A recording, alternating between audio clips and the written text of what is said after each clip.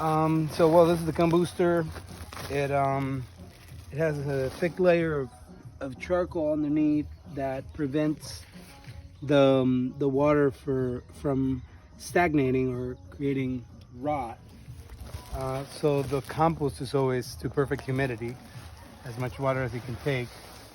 And this is the only regular maintenance that this needs, is just cover it with a little carbon material.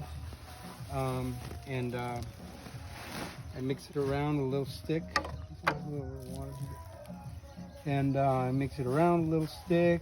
And actually, when I made this one, it was all the way up to here, but it just starts. Here's where you can see this layer already is being turned into soil. This layer has a lot of compost from the kitchen, and it's just turning into reducing its size and turning into the black gold that we are after. And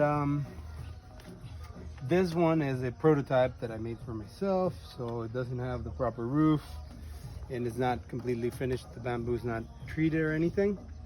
But the concept is this. I put the compost inside of this rim, and this rim in here is empty so that the compost can air out from both sides, so there's no rot. And this is loaded with microorganisms that I have here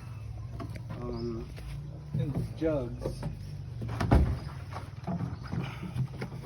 This is a ferment. It smells pretty good still. And so that liquid is liquefied mountain microorganisms. Wait, pour a little bit. Let's pour. So this jug has activated liquefied mountain microorganisms that go in the Combooster, and they slowly create that microbiome necessary to break down soil without rot.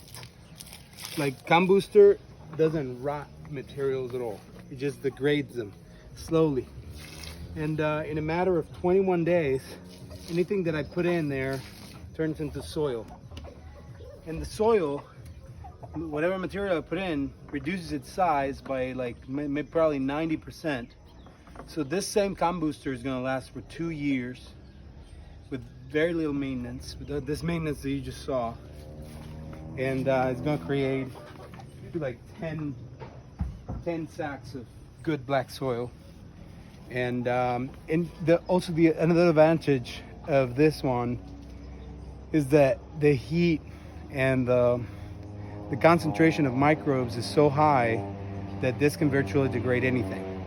Like, I put in bones, I put in paper, cardboard, I put in oil paper, which are usually things that people don't put in their composters. I put cooked food with the peels of everything, and then they just disappear. And when it comes out, like when it's ready to be harvested, you just wait 21 days, let it sit. You put a bunch of microorganisms, let it sit, and then you just lift this from the ground.